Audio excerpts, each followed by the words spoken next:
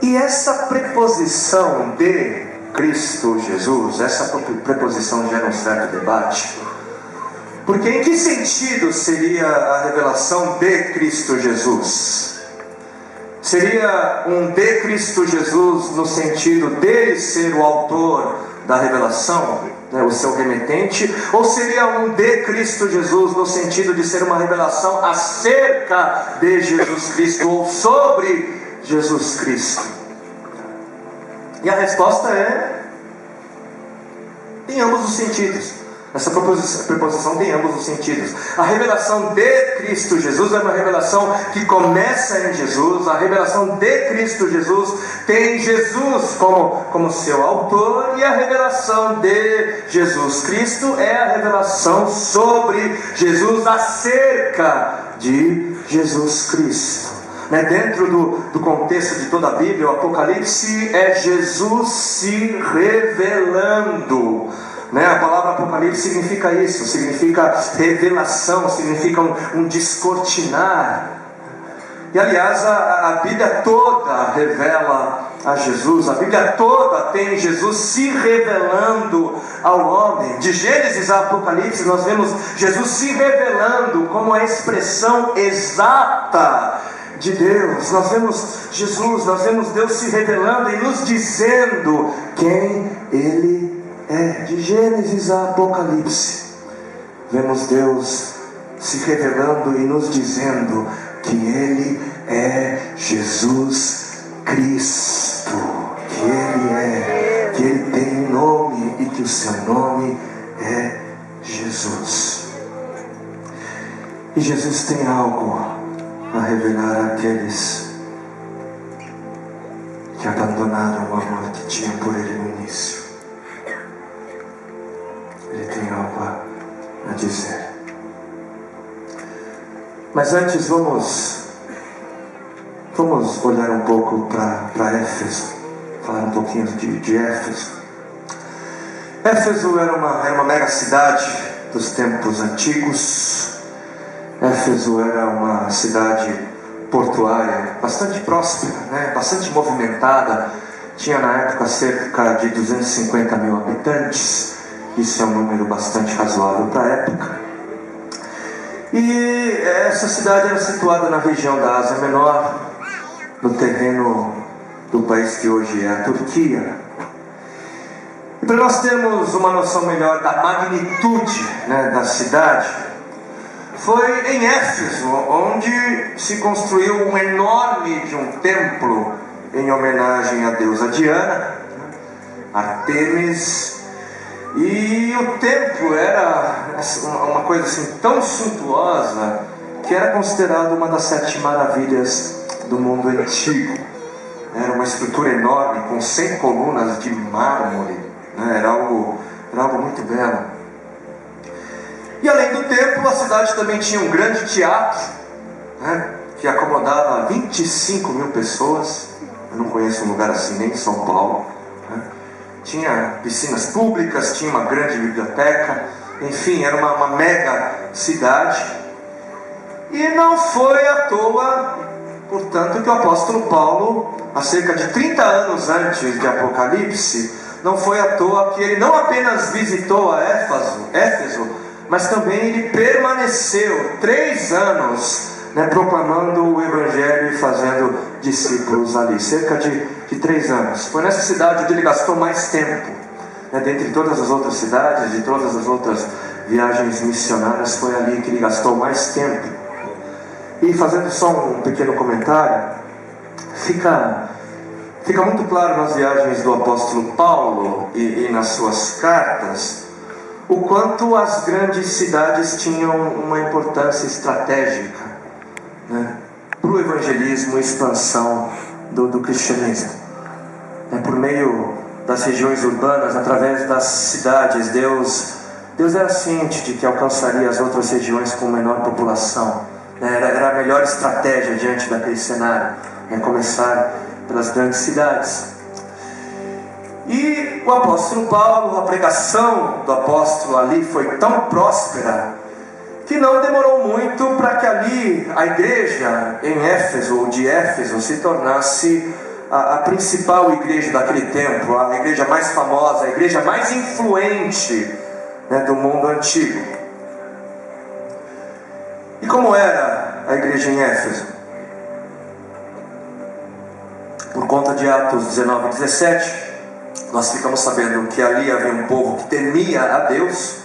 Por conta de Atos 19 e 19, também vamos ficar sabendo de um episódio, quando os irmãos ali, quando a igreja queimou os seus livros da prática do ocultismo, onde o valor foi de 50 mil dracmas, e a dracma é uma moeda de prata que tem o valor de um dia de trabalho braçal. Se nós calcularmos esse valor por 50 reais, vamos dizer assim, foi queimado 2 milhões e 500 mil reais em material. Foi em Éfeso onde os irmãos experimentaram muitos milagres. Foi ali onde os lenços e os aventais, a capa do apóstolo Paulo, curaram e expeliram demônios. Foi em Éfeso onde um caso ficou muito famoso. Foi ali que os 7 filhos de Seva, um dos sacerdotes judeus, foi ali onde esses meninos, ao tentarem expulsar demônios de um endemoniado em nome do Jesus de Paulo, foi ali onde esses meninos levaram uma surra de um endemoniado. Eles tiveram que sair correndo nus. E foi em Éfeso onde houve um grande tumulto, porque a adoração a Diana sustentava uma importante economia local. As pessoas passaram a perder o ganha-pão devido à adoração exclusiva ao Senhor Jesus. E houve então uma grande revolta na cidade. Os que dependiam do comércio envolvendo Diana provocaram um alvoroço. E depois dessa revolta, o apóstolo Paulo então percebeu que era tempo dele partir e acabou deixando a igreja nas mãos da liderança local. Mas quem é essa liderança local? Nas mãos de quem o apóstolo Paulo iria deixar a gloriosa igreja de Éfeso? Ele deixou a igreja nas mãos de Timóteo, seu filho na fé, para quem ele chegou a escrever 1 e 2 Timóteo. Ele deixou a igreja aos cuidados de Priscila e Áquila, que eram seus cooperadores, seus colaboradores, de quem Paulo faz menção nas suas cartas. E deixou a igreja de Éfeso também nas mãos do apóstolo do amor, o apóstolo João, que havia se mudado para lá, era um dos residentes daquela cidade e um dos pastores responsáveis, um dos líderes da igreja em Éfeso. E talvez por isso não seja à toa também que quando o apóstolo Paulo, em anos posteriores, escreveu a carta aos Efésios, talvez não seja à toa que Paulo mencionou que a igreja em Éfeso era famosa por 2 razões, por 2 motivos. O apóstolo do amor estando ali, o apóstolo João estando ali, não seria difícil entender por quê. Por que a igreja de Éfeso, como descrita em Efésios 1,15, era famosa por sua fé em Cristo Jesus e era famosa por ter amor. Era famosa por ser amorosa. Era essa a sua fama. Talvez seja apenas só uma coincidência, talvez não, mas o apóstolo do amor era pastor na cidade e coincidentemente ou não, os irmãos em Éfeso eram conhecidos pelo amor. Eram conhecidos pelo amor que um dia haveriam de abandonar. Apocalipse capítulo 2, versículos 2, 3 e 6. Conheço as suas obras, conheço o seu trabalho árduo e conheço a sua perseverança. Sei que você não tolera homens maus, e colocou à prova os que se dizem ser apóstolos, mas não são, e descobriu que eles eram impostores. Você tem perseverado e suportado sofrimentos por causa do meu nome e não tem desfalecido. Versículo 6: você odeia as práticas dos nicolaítas, como eu também as odeio. E aqui nós percebemos que a igreja em Éfeso, nos tempos do livro de Apocalipse, era uma igreja bastante ativa, muito ativa. Ela era cheia de programas, cheia de atividades, cheias de cronogramas, de deadlines, de ministérios, de conferências. Enfim, os irmãos efesianos, eles não tinham problemas com o trabalho. Eles trabalhavam arduamente. O negócio deles era servir, servir, servir, servir. E eles eram perseverantes. Eles não desfaleciam, mesmo em meio ao sofrimento, mesmo em meio ao sofrimento causado, gerado pelo testemunho, eles não desfaleciam. Eles sofriam por Jesus, eles eram presos por Jesus, eles pregavam no frio por Jesus, eles eram durões, eles eram fortes. Os efesianos, eles não eram moles, não eram moles. E além de tudo isso, eles não toleravam gente ruim, não toleravam falsos ensinamentos, não toleravam heresias, não toleravam falsos apóstolos e não toleravam práticas pagãs. E de forma superficial, a igreja em Éfeso parecia estar muito bem, mas muito bem. Porque qualquer um de nós estaria pronta para honrar um povo assim, trabalhador, um povo servo, um povo estudioso, defensor da fé, ortodoxo, intrépido, missionário, um povo que sofria pela fé sem desfalecer.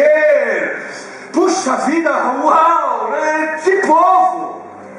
E como é possível que exista algo de errado com um povo desse? Como? Uma igreja fundada pelo apóstolo Paulo, uma igreja discipulada por ele durante 3 anos, uma igreja acompanhada de longe por suas cartas escritas pelas próprias mãos do apóstolo Paulo. Uma igreja pastoreada por Timóteo e pastoreada também pelo apóstolo João. Uma igreja com colaboradores como Priscila e Áquila. E algo que eu não mencionei ainda. Mas essa igreja, ela tinha também no seu hall de membros, ela tinha também uma anciã, muito querida, muito amada, muito preciosa. Quantos aqui se lembram do que Jesus disse, do que o Senhor disse a João quando ele estava pregado ali na cruz? Ele disse a João o quê? João, de agora em diante, Maria é sua mãe, tá? Cuide dela como se ela fosse a sua própria mãe. E o que o apóstolo João fez? Foi isso que ele fez. Ele fez isso, ele cuidou de Maria e foi cuidado por Maria como se ela fosse a sua própria mãe. E consequentemente, quando ele foi para Éfeso, ele levou Maria para lá.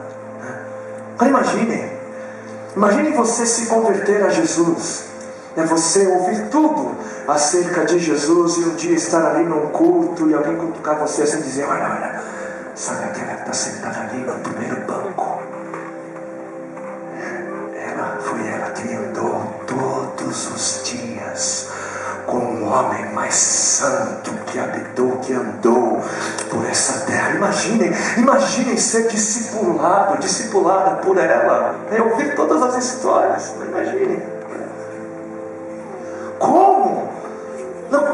Como é possível que possa existir alguma coisa de errado com esse povo? Uma igreja tão referencial, tão famosa. Mas apesar de todas as aparências,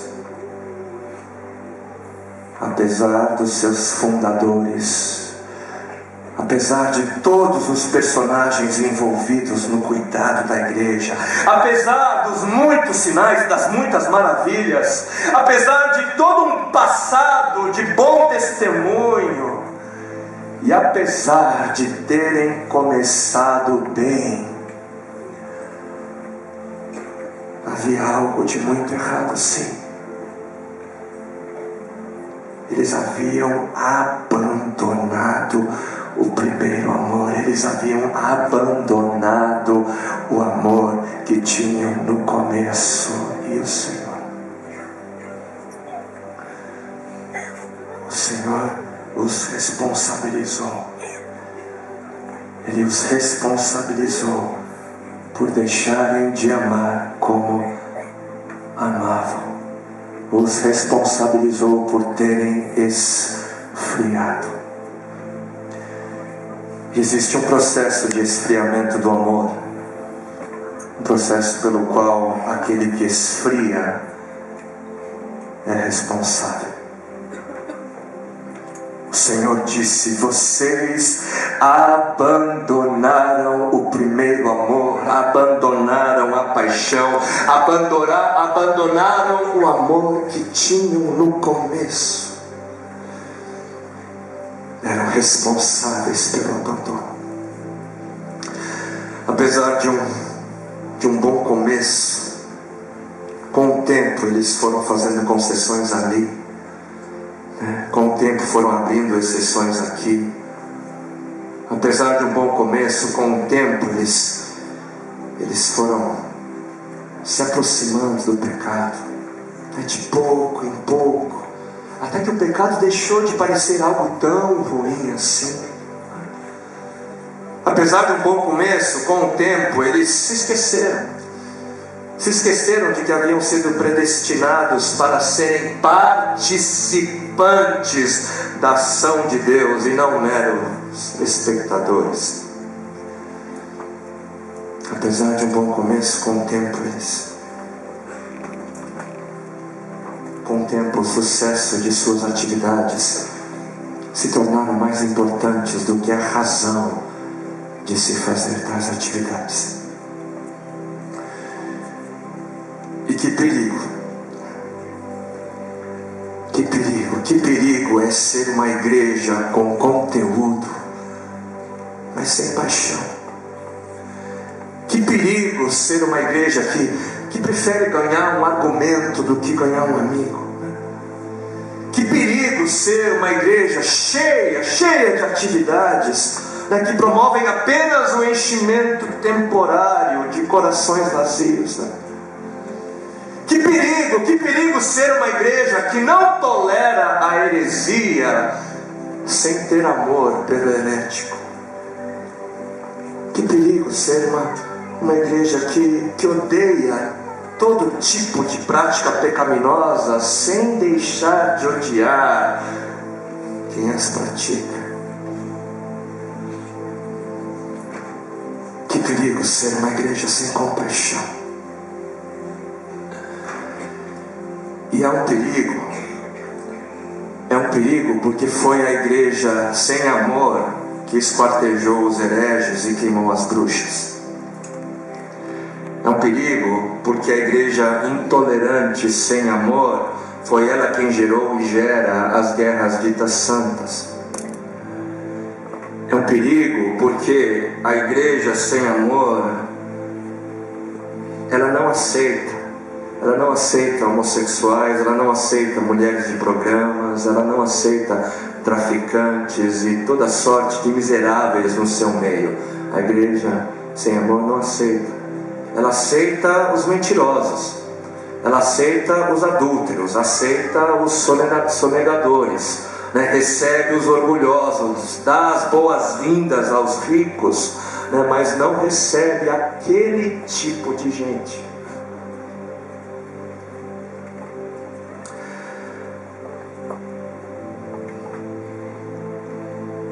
É um perigo porque atividades e projetos que que nascem de outras razões sem ser o amor,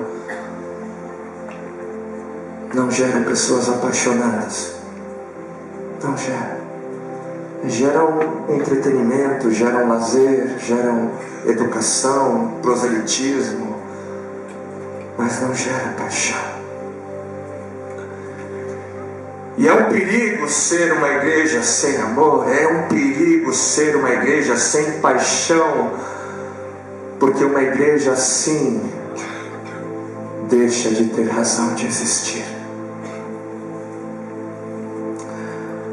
Deixa de ter razão. O destino de uma igreja que não ama, o destino da igreja que não ama é sucumbir, é desaparecer. E foi exatamente isso que aconteceu com a outrora tão gloriosa igreja de Éfeso. O que aconteceu? Ela não deu ouvidos, ela sucumbiu, ela foi destruída e o povo foi disperso, e hoje existem apenas ruínas. Ruínas. Ruínas que nos advertem acerca do futuro da igreja que deixa de amar.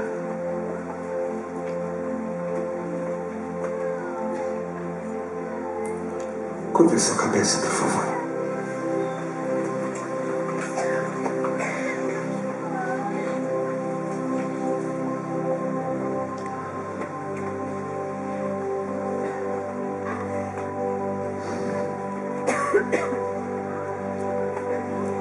Perceba-se diante do autor. Perceba-se diante daquele quem disse, daquele quem tem toda a autoridade e pronunciou essas palavras sobre a sua igreja, representada aqui sobre você, sobre nós.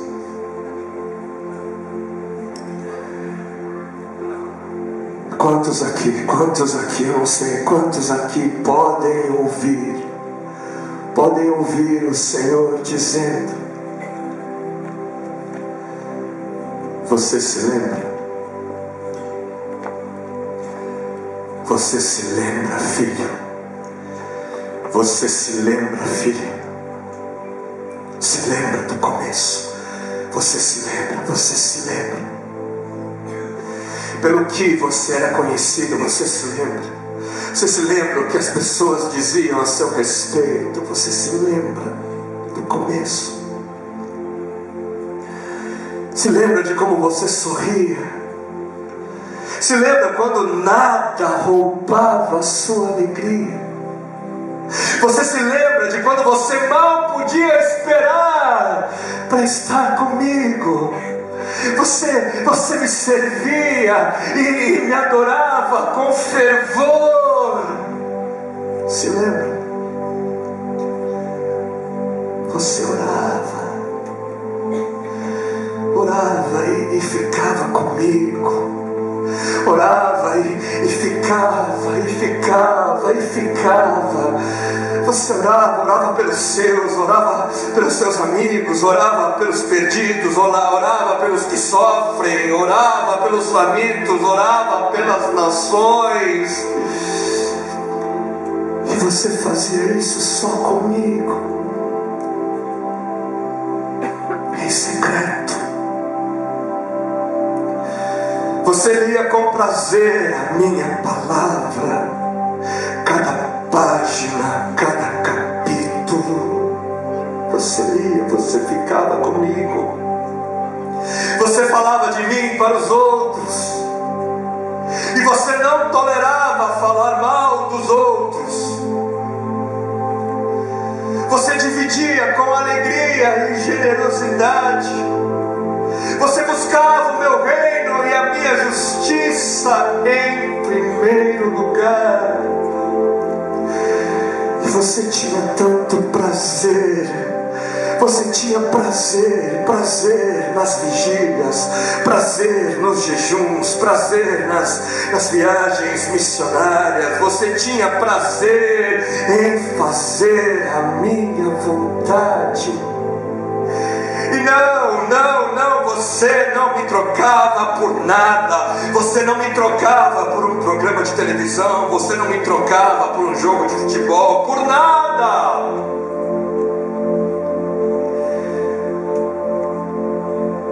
Você buscava viver em santidade.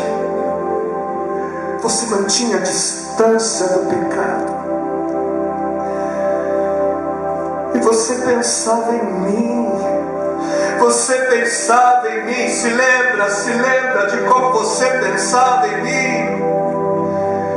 Eu era o seu primeiro pensamento ao acordar e o seu último pensamento antes de dormir.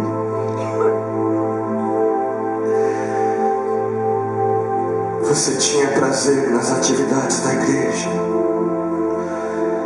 Você tinha paixão por mim. E por isso não era um fardo se envolver. Não era um fardo chegar nos horários para os ensaios do louvor, chegar no horário dos cultos. Nada disso pesava. Nada disso pesava para você se envolver. Nada disso.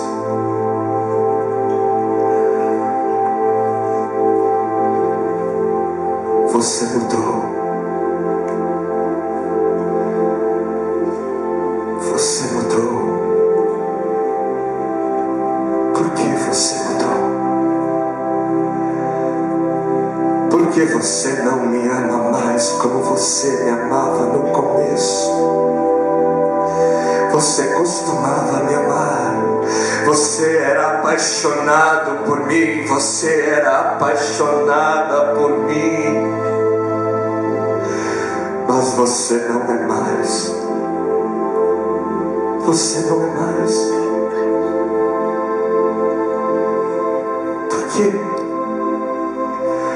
Por quê? Por que você abandonou o amor que tinha por mim? Por quê? Por quê?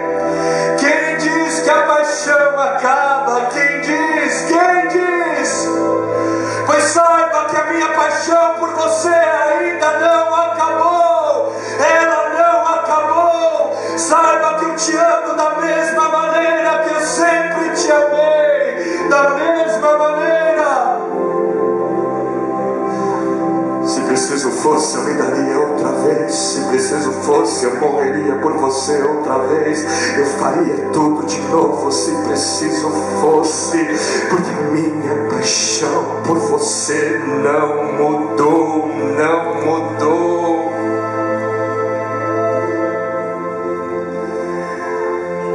E eu continuo sendo o mesmo. Continuo sendo o mesmo.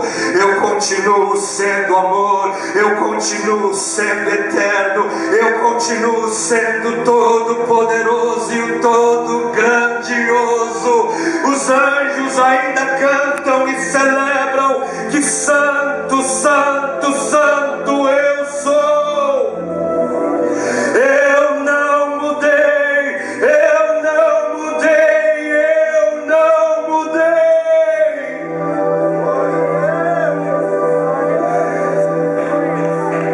Mas você mudou. Você mudou. Você abandonou o amor que tinha no começo. Você não é mais o mesmo.